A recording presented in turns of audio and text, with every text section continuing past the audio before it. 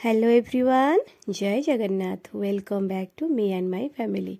आशा आपण समस्ते बहुत भलरे थिबे सुखरे और आनंदरे थिबे। आसंतु ओलकोबी गोटे तरकारी बनैबा। शीत दिन प्रचुर मात्रा रे ओलकोबी मिले। बहुत कलिया ओलकोबी अच्छी आउ खाइबा को मध्य बहुत टेस्टी लगे। आसंतु ओलकोबी 3टा आलू 2टा टमाटर सब कटाकटी करि नेछबा। तापय एठी मसला रे कोन सब व्यवहार करिबा आमे जानि रखबा।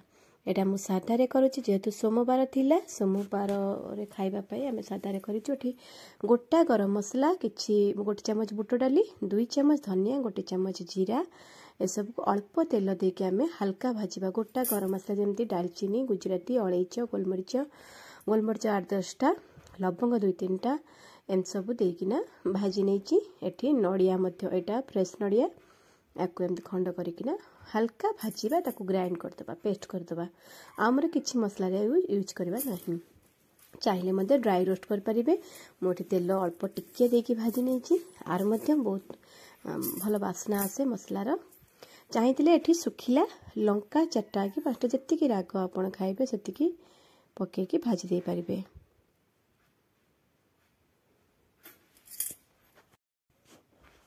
भल भाव भाजिकी अल्प पानी दे पेस्ट कर रखीदेवा। एठी आलू ओलकोबी छोट छोट काटी नहीं भल भाव काटिकी धोईकी रखी छोट छोट करी काटिबे बहुत भल लगे। तापरे एठी कड़ाई रे तेल नहीं जिबा। तेल रे जीरा टिके आउ भृसंग पत्र देके आग परिबा सब भल भाव भाजी नबा। जेमती परिवार गोटे वासना आसीबो बहुत बढ़िया लागिबो। सेते पर्यंत वासना आसीबा पर्यंत आमे परिबा को सब भाजी नबा। माने ओलकोबी आउ आलू को के माने जानी थिबे।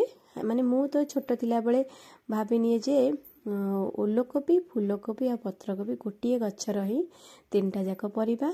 किंतु टिके बड़ होला पर जानिलु जे 3टा जाक 3 प्रकार गछ बोलिकिना खाइबा को बहुत बढ़िया लगे।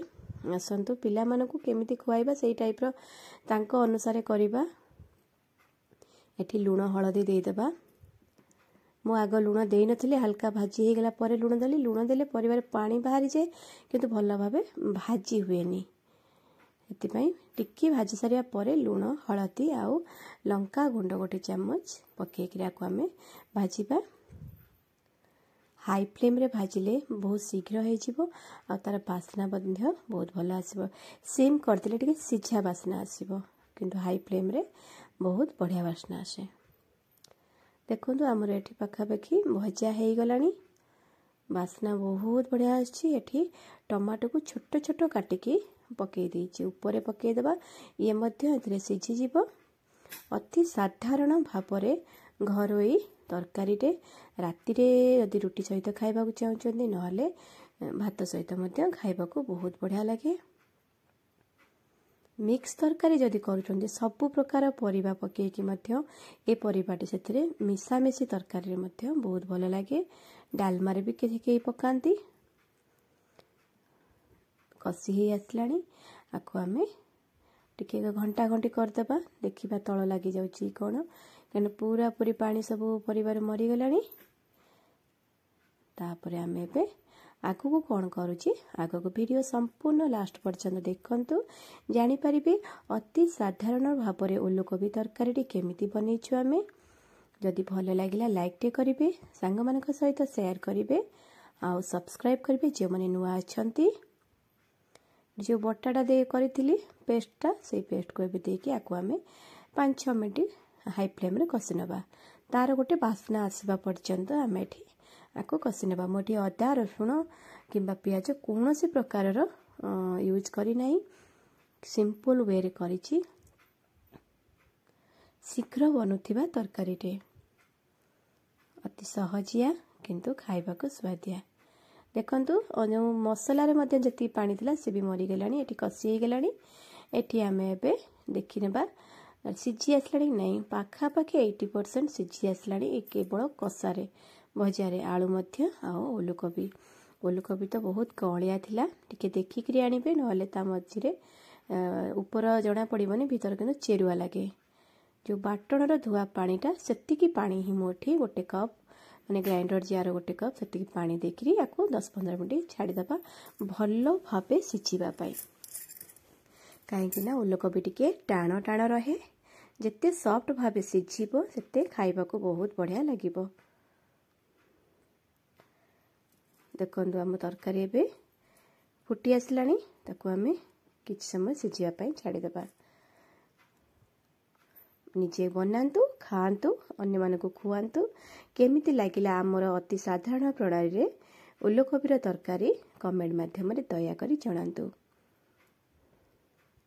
ଆମେ ଯାହା ବି ଘରେ ଅତି ସାଧାରଣ ଭାବେ ବନାଉ ଆପଣମାନଙ୍କ ସହିତ ସେୟାର କରୁଛୁ। ଆପଣମାନେ ସେତିକି ଭଲ ପାଇବା ମଧ୍ୟ ଆମମାନଙ୍କୁ ଦିଅନ୍ତୁ। ତରକାରୀଟି ଭଲ ଭାବେ ଫୁଟୁଛି। ଦେଖନ୍ତୁ କେତେ ସୁନ୍ଦର କଲର ଆସୁଛି। ମୁଁ ଏଥିରେ କୌଣସି ପ୍ରକାର କଲର ମଧ୍ୟ ଆଡ଼ କରିନି। ଲାଲ ଲାଲ ଦିଶୁଛି କେବଳ ଲଙ୍କା ଗୁଣ୍ଡ ଟିକେ, ସେଟା ହିଁ ସୁନ୍ଦର ଭାବେ କଲର ଆସୁଛି। ହଳଦୀ ଆଉ ଲଙ୍କା ଗୁଣ୍ଡ କଷିଲା ସମୟରେ ହିଁ ପକେଇଲେ, ଯେତେବେଳେ ହାଇ ଥିବ ସେଟା ତେଲ ସହିତ ଜରିଯାଏ, ତ ସେଥିପାଇଁ ତାର କଲରଟା ବହୁତ ବଢ଼ିଆ ଆସେ। ଆମର ପରିବା କଷା ହେଇ ସାରିଥିଲା, ତେଲ ଛାଡ଼ି ସାରିଥିଲା, ସେତେବେଳକୁ ଆମେ ପକେଇଦେଲେ ବହୁତ ବଢ଼ିଆ ଲାଗେ। ଏଠି ପାଣି ମଧ୍ୟ କମି ଆସିଲାଣି।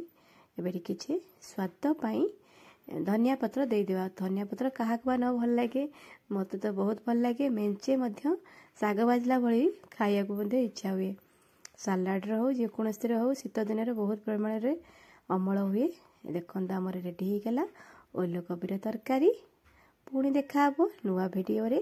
ସେ ପର୍ଯ୍ୟନ୍ତ ଆପଣମାନେ ବହୁତ ଭଲରେ ଥାଆନ୍ତୁ, ସୁସ୍ଥରେ ଥାଆନ୍ତୁ, ସୁଖରେ ଥାଆନ୍ତୁ, ଆନନ୍ଦରେ ଥାଆନ୍ତୁ। ରହୁଛୁ। ନମସ୍କାର। ଜୟ ଶ୍ରୀ ଜଗନ୍ନାଥ।